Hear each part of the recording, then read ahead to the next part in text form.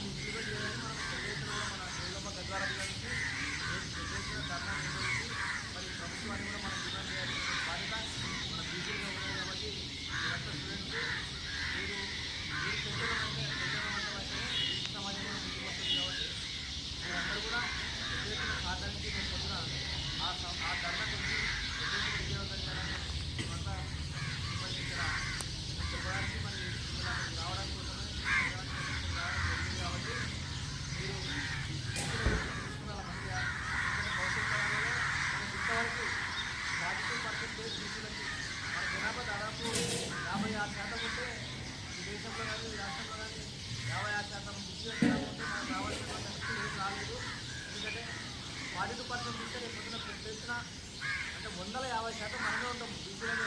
పొద్దున ఏదైనా సరే సర్పంచులైనా ఎంపీటీసీలైనా జడ్పీటీసీలైనా ఇంకా ఎమ్మెల్యేలైనా ఎంపీలైనా. కాబట్టి మనం ఎందరూ ఉంటామో మన కోట మనకు కావాలని ఈరోజు తెలియజేసిన తెలంగాణ రాష్ట్రంలో ఉద్యోగం స్టార్ట్ చేసినాము.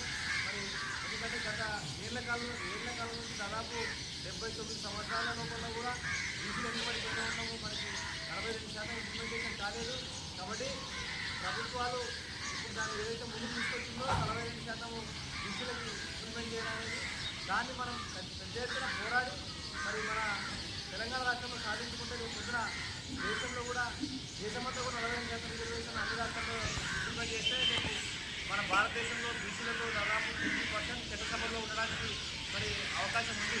ఎందుకంటే ఇవాళ చట్టసభల్లో మన బీసీలు ఎంత జనం ఉన్నప్పటికీ కూడా మనం ఏమి చేయలేకపోతున్నాం. మన ఉమ్మడి జిల్లాలో 14 నియోజకవర్గాలు ఉన్నాయి. 14 నియోజకవర్గాలు అంటే కూడా మన బీసీలు ఎంతమంది ఉన్నారంటే తక్కువ, చాలా తక్కువ ఉన్నారు. అంతా కలిసి 4-5 ఉన్నారు. అంటే ఇంత పెద్ద జనాభా 50 పైన ఉన్నటువంటి జనాభాకి 4-5 సీట్లు జనాభా ఉండేది మన బీసీలకి. కాబట్టి బీసీ రిజర్వేషన్ అనేది ఖచ్చితంగా సాధించుకుంటే బీసీ జనాభా 42% ఇంప్లిమెంటేషన్ చేసుకుంటే రేపు పొద్దున పెద్ద ఎత్తున మీకు కూడా విద్య ఉపాధి అవకాశాల్లో బ్రహ్మాండమైన భవిష్యత్తు ఉంటుంది.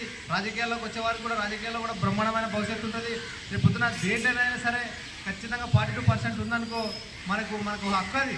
ఎందుకంటే మనం ఎంతమంది ఉన్నామో మన బీసీలం మనకు కూడా అంతే వాట దక్కాలనేది ఈరోజు ఉద్యమం నడుస్తూ ఉంది తెలంగాణ రాష్ట్రంలో. అందుకోసమైనా మన వంతుగా మన జోగులాంబ గద్వాల జిల్లా నుంచి కూడా బీసీలు నడిగడ్డ ప్రాంతం నుంచి కూడా పెద్ద ఎత్తున ప్రభుత్వాన్ని డిమాండ్ చేద్దాం.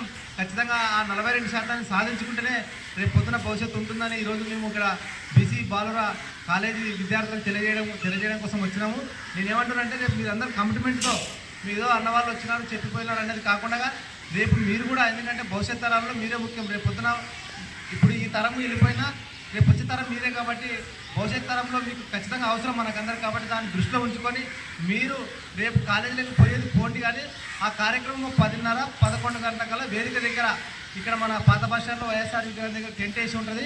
కంపల్సరీ పెద్ద ఎత్తున మీరు అందరూ కూడా మొబిలైజేషన్ చేసి మీ దోస్తులను అందరూ కూడా, మీరు అంటే అన్ని కాలేజీలో చదువుతుంటారు. మామూలుగా ఇప్పుడు జూనియర్ కాలేజ్ కానీ, డిగ్రీ కాలేజ్ కానీ, ప్రైవేట్ కాలేజ్ కానీ చదువుతూ ఉంటారు. కాబట్టి మీరు స్వచ్ఛందంగా మీ అంతకు మీరే అక్కడికి వచ్చి ధర్నాలో పాల్గొని విజయవంతం చేయాలని మేమందరం మీకు ఇక్కడ కోరుకోవడానికి, మిమ్మల్ని విన్నవించడానికి, మిమ్మల్ని ఆహ్వానించడానికి వచ్చినాం. కాబట్టి మీరు తప్పకుండా రేపు పొద్దున మీరు నెగ్లిజెన్స్ చేయకుండా, ఎందుకంటే బీసీ రాజ్యం రావాలంటే మీరందరూ సపోర్ట్ చేయాలా. మీరందరూ సపోర్ట్ చేస్తేనే రేపు మన రాజ్యం వస్తే అప్పుడు రేపు పొద్దున మీకు చైతన్యవంతం అవుతాము.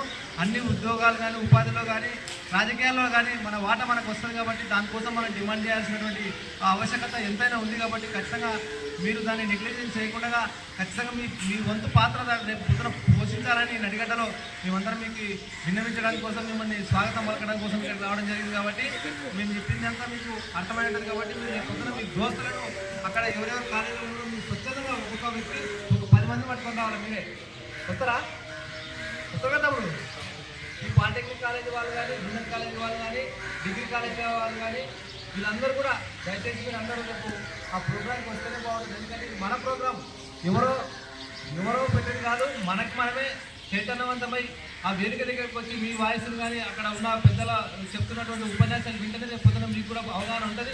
మీకు చదవకటే కాదు, సమాజంలో ఏం జరుగుతుందనేది కూడా మీరు అవగాహన చేసుకోవాలి. ఎందుకంటే భవిష్యత్ తరాల్లో మీరే రేపు పొద్దున ఈ రాష్ట్రాన్ని పాలించడానికి ఇక అర్హత వస్తుంది.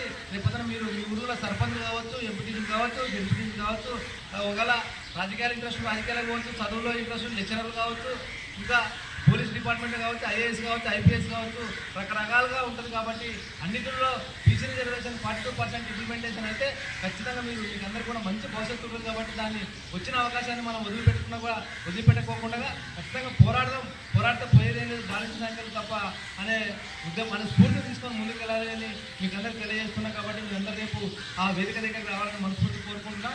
ఇప్పుడు ఇక్కడికి వచ్చినటువంటి మన బహుజన రాజ్యానికి మరి సార్ లెక్చరర్ ఐటీఐ కాలేజీ మరి సార్ వాల్మీకి సార్ గారిని కూడా మాట్లాడవలసిందిగా కోరుతున్నాం.